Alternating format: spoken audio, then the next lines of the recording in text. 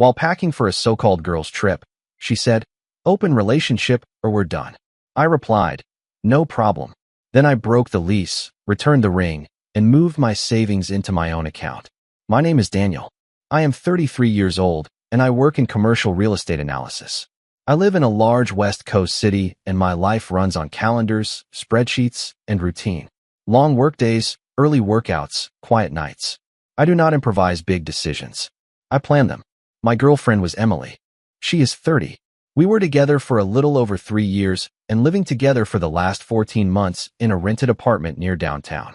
We split the lease, but the savings account was shared, and we had a ring picked out, but not yet announced. From the outside, we looked settled. Emily liked to describe herself as spontaneous. In reality, she liked leverage. She pushed boundaries, watched reactions, then framed any resistance as insecurity. Her default tone was sharp, especially when she felt entitled to agreement. I ignored that longer than I should have. The girls' trip had been talked about for weeks. A beach destination, a rented house, a group chat that never stopped buzzing. I did not object. I never do. I trust behavior, not promises. The shift came while she was packing. I was at the kitchen table reviewing numbers when she walked out of the bedroom holding swimsuits and laughing into her phone. She tossed a pile onto the counter and said she had been thinking. That tone always meant she had already decided something. She said she did not want to feel restricted anymore. That travel changed people. That she wanted freedom without consequences. Then she said it plainly. Either we open the relationship while she is gone, or we are done. She said it casually, like she was asking what we should order for dinner. I did not argue. I did not ask follow-up questions. I did not ask who. I just looked at her and said no problem. She smiled like she thought she won. What she did not realize was that I was not agreeing to her terms. I was agreeing with the ending. She kept packing after that like nothing had happened. Humming, tossing dresses into the suitcase, talking about flight times and how they might extend the trip if they were having fun. Every few minutes she glanced at me, clearly expecting something. A question, a reaction, jealousy, anything. I gave her none of it. When she finally noticed the silence was permanent, she asked if I was really okay with it. I said yes, absolutely. That seemed to confuse her more than anger would have. She asked if I wanted to set rules, boundaries, communication expectations. I told her there was no need. That was when the bitchy edge crept in. She smirked and said, "See, this is why I love you. You're not controlling like other guys." She said most men would freak out, but I was mature enough to handle reality. She said this would make us stronger. I nodded and went back to my laptop. What she did not know was that I had already shifted into logistics mode. When someone gives you an ultimatum that involves disrespecting the foundation of your relationship, the emotional part is already over. All that is left is execution. The next morning, while she was out getting her nails done for the trip, I called the leasing office. Asked about early termination clauses, fees, notice periods. I pulled up our joint savings account and checked the balance. I reviewed the ring return policy. All boring, unromantic steps that suddenly mattered a lot. When she came back, she was glowing. New nails, new energy. She told me one of her friends might bring a guy back to the house and joked that she hoped I wouldn't be jealous if she did too. She said it like a test. I told her to have fun and asked what time her flight was again. That night, she packed the last of her things for the trip. I packed something too. Not a suitcase. Documents. Passwords. A checklist. She fell asleep smiling, convinced she had just expanded her options without losing her security. I lay awake next to her, already living in a different version of my life. She thought the open relationship started when she got on the plane. It actually started the moment she gave me the ultimatum. The morning of her flight, I woke up before she did. Not out of nerves. Out of habit. I made coffee, sat at the table, and started moving money. Our joint savings account had been pitched as a symbol of trust. In reality, I had contributed about 80% of it. I transferred my share into a new account under my name only. Clean. Legal. No drama. I left her portion untouched. Next was the ring. We had bought it together, technically. She picked it out. I paid for it. It was sitting in the back of my dresser in its box, waiting for some perfect future moment that suddenly no longer existed. I put it back in the original bag with the receipt. When she woke up, she was buzzing with excitement.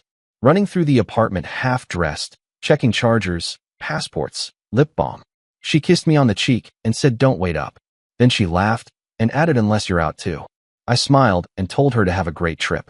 She left an hour later, suitcase rolling behind her, completely unaware that the version of me she expected to come back to no longer existed. The second the door closed, I got to work. I sent written notice to the leasing office. Paid the early termination fee.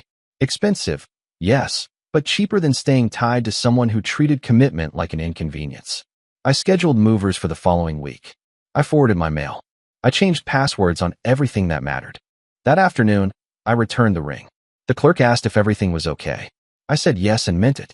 By the time her plane took off, our relationship was already functionally over. She just hadn't received the notification yet. That evening she texted me from the airport. Said she missed me already. Sent a selfie with her friends. Told me this was going to be good for us. I replied with a heart emoji. Not because I was playing games. Because there was no point explaining something she would only understand once it was done. She thought the open relationship meant freedom. What it really meant was that I was finally free too. The first crack in her confidence showed up 2 days into the trip. She texted me late at night saying the place was amazing, but something felt off. She asked what I was up to. I told her I was busy with work and settling some things. That was true, just not in the way she imagined. The next morning, she asked why our joint savings app showed a lower balance. Her message was framed as casual curiosity, but I could see the tension underneath it. I replied that I moved my portion into my own account. I said it plainly, like it was a routine adjustment. I did not wait for the response.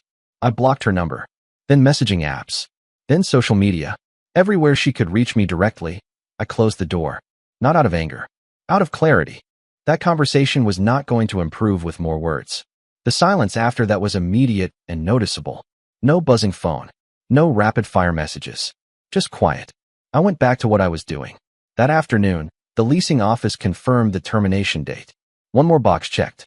I forwarded the confirmation to my personal email and archived the rest. Later that night, I checked my email and saw multiple missed call notifications from unknown numbers. I did not answer. I deleted them. If she had something urgent to say, she could say it later, through lawyers if needed. She thought the open relationship meant flexibility. What it actually meant was that I no longer owed her access. And from that moment on, everything started unraveling for her without me saying another word. Blocking her flipped the dynamic instantly. Within an hour, my email started filling up. Long messages. Short ones. Subject lines like please answer and what is happening. I did not read them closely. I skimmed just enough to confirm the pattern. Confusion first, then accusation, then panic. She tried reaching me through her friends next. One of them messaged me on LinkedIn of all places, saying Emily was worried and did not understand why I had disappeared. I ignored it. Another friend emailed asking if I was okay because Emily was saying I was spiraling. That one I archived without responding.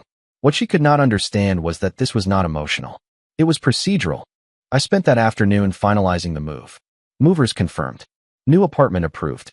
Deposit paid from my account only. I redirected my direct deposit. I separated subscriptions. Every shared thread got cut cleanly. That night, I received a notification from the Ring store. Refund processed. The money hit my account the next morning. Seeing that balance just felt oddly grounding. Like closing a loop I had left open too long. Meanwhile, she was still on the trip. Apparently, the girl's trip vibe changed fast. According to someone who later reached out, she spent most of the third day glued to her phone, snapping at her friends, drinking too much, complaining that I was ruining everything by being dramatic and unresponsive.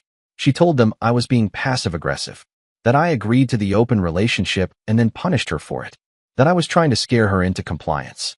What she did not say was that she never once asked how I felt. She only noticed a problem when the safety net disappeared. 2 days later, she tried again through my work email. This time the message was calmer, measured. She said we should pause everything until she got back and talk face to face. That we were making irreversible decisions too fast. That was the point. I did not reply. I was already living in the version of my life where her ultimatum had been taken seriously, and she was still treating it like a negotiation. By the time her plane was scheduled to land, there was nothing left for her to come back to. She landed 3 days later. I know this because the leasing office emailed me confirming the unit walkthrough time I had scheduled for the same afternoon. I had planned it intentionally. I did not want overlap. I did not want a reunion scene. I wanted separation to remain clean. She found out the hard way. According to the building manager, Emily showed up at the apartment dragging her suitcase, clearly exhausted and already irritated. only to be told that I had terminated the lease and movers had cleared most of the unit. Her name was still on the lease, technically, but the process was already irreversible. That was when the panic apparently turned real. She tried calling from the lobby phone. Blocked. She emailed again. Longer this time. Less attitude. She said she did not realize I would actually do something this extreme. She said open relationship did not mean open exit. She said we needed to talk before things went too far. Things were already past that point. I moved into my new place that evening. Smaller. Quieter. Mine alone. No shared closets. No joint drawers. No passive-aggressive comments about decor. I slept on a mattress on the floor and felt lighter than I had in months. The next day, she escalated. She showed up at my office. Security called me down instead of letting her through. She was crying. Said it was an emergency. Said I had cut her off without explanation. That was when I realized she truly believed my silence was temporary. I told security I did not know her and asked them to handle it. Apparently that hurt more than anything else. She sent one final email that night. No blame. No insults. Just desperation. She said she never meant to lose me. That the ultimatum was supposed to be a conversation starter. That she thought I would fight for us. I read that one carefully. Then I archived it. Because when someone says change the rules or we are done, and you respond by taking them at their word, there is nothing left to discuss. She thought she was opening the relationship. What she actually opened was the door for me to leave. And I walked through it without looking back. After she showed up at my office, the emails kept coming. I know this not because I read them, but because I set a filter. Anything from her address went straight into a folder I never opened. No previews. No notifications. No subject lines popping up on my screen. I was not playing hard to get. I was done receiving input. That distinction mattered. From what I heard later, the tone of the emails changed daily. At first they were angry. Accusations. Claims that I blindsided her. That I weaponized silence. That I was cruel for doing all of this while she was gone. Then came the rationalizations. She said she never wanted a real, open relationship. That it was just about feeling desired. That I should have known her better than to take it literally. After that came bargaining. She offered compromises she had mocked months earlier. Counseling. Boundaries. Closing the relationship again. She even suggested we reset and pretend the trip never happened. The audacity of that one almost impressed me. I still did not read a single word. What I did notice was how quiet my life became when her voice disappeared from it. No tension in my shoulders when my phone buzzed. No second-guessing my tone. No rehearsing arguments in my head before walking through the door. At work, my focus sharpened. I took on a new project without hesitation. I started sleeping through the night again. I cooked meals without commentary about calories or effort or how some other guy would do it differently. Mutual friends stopped reaching out once it became clear I was not engaging. Drama only survives when there is an audience. Apparently that frustrated her the most. She wanted a reaction. Any reaction. Anger. Hurt. Nostalgia. Even hatred would have been something she could respond to. Silence gave her nothing to push against. The irony was that she accused me of avoiding accountability while refusing to take any herself. The ultimatum was her choice. The consequences were mine. I did not ghost her. I exited.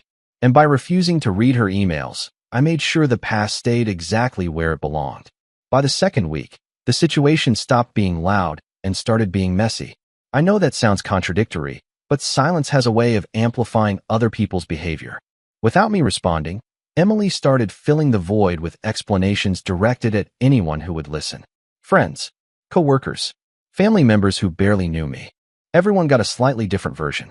In one version, I panicked. In another, I was manipulative. In another, I was emotionally unavailable and pushed her into asking for an open relationship. The common thread was that nothing was ever her fault. Context was optional. Accountability was absent. The emails kept stacking up in the filtered folder. I could see the count increasing without opening a single one. 10, 15, 20. I never clicked. I never skimmed. I never let curiosity win. I already knew the pattern well enough to predict the contents. What I did read were the legal confirmations. The lease termination finalized. Deposit disposition clarified. Utilities closed. Everything neat and boring and irreversible. I moved the last of my things into storage and donated what I did not want to carry forward. Each small task made the separation feel more real and more permanent. One evening, a mutual friend called and asked if I had read Emily's latest email. I said no and meant it. He hesitated and said she was saying she poured her heart out and that my silence was cruel. I told him something I had not said out loud yet. I said if someone gives you an ultimatum that dismantles the relationship, they forfeit the right to a reaction when you accept it. He did not argue. Apparently, Emily could not stand that I never acknowledged her explanations. In her mind, silence meant I did not understand. What she never considered was that understanding did not equal agreement. I did not need closure emails. I already had closure the moment she tried to renegotiate monogamy like a packing list item. She wanted emotional processing. I chose finality. And as the noise around her grew more frantic, my life grew quieter in a way that felt intentional. That contrast was the real confirmation that I had done the right thing. The first time I actually felt the fallout was not through her. It was through other people adjusting their behavior around me. Friends who had stayed neutral stopped asking if I would ever talk to her again. Coworkers who knew the situation stopped making jokes about relationship drama. Even my parents, who had liked her, quietly stopped bringing her up. The absence became accepted as permanent. Emily, on the other hand, did not adjust as quickly. I know this because the filtered email folder kept growing. 30, 40, then more. I never opened a single one. I did not mark them as read. I did not forward them. They existed in a digital limbo that mirrored her place in my life. At some point, she apparently switched tactics again. Instead of pleading, she started framing herself as the one who escaped. She told people she had asked for an open relationship because she felt trapped. That my reaction proved she was right to question our future. That my silence was emotional immaturity. The story almost worked. Almost. The problem with rewriting history is that timing still exists. She asked for freedom while packing for a vacation. I responded by removing myself entirely. People can debate tone and intention all they want, but cause and effect is hard to argue with. One mutual friend eventually told me she was furious that I never fought for her, that she expected resistance, passion, something to validate that she mattered enough to provoke a response. That expectation said more than any email ever could. She did not want resolution. She wanted confirmation that she was irreplaceable, that she could push the limits of commitment without consequences. Instead, she got proof that ultimatums work both ways. By this point, I had settled fully into my new place. New routines, new bank account, no shared anything. I started dating again slowly, with a very different filter than before. Anyone who used leverage as a communication tool was immediately disqualified. The irony is that the open relationship she wanted so badly never actually happened. She lost the relationship before she ever opened it. And she never got a response explaining why. That silence was the answer. The last update I ever got about Emily came months later, and it was indirect. A friend mentioned she had moved again. New place, new roommates, new narrative. Apparently, she was telling people the breakup forced her to grow up. That she learned the hard way that independence means consequences. I hope that part was true. For her sake, not mine. The email folder eventually stopped growing. I noticed one day that weeks had passed without a new message added. Not because I had been counting, but because the number had stayed the same. That was how it ended. Not with closure. Not with a final speech. Just with the absence of new noise. I never read a single email. People sometimes ask if I regret not explaining myself. If I think silence was too harsh. My answer is always the same. Explanations are for misunderstandings. This was not a misunderstanding. It was a values check. She wanted the freedom of being single without the cost of being single. She wanted commitment as a backup plan. She wanted to renegotiate loyalty like it was a subscription she could pause. When she said open relationship or we are done, I took her seriously. I did not argue. I did not bargain. I did not try to be the cool, understanding guy who swallows discomfort to keep the peace.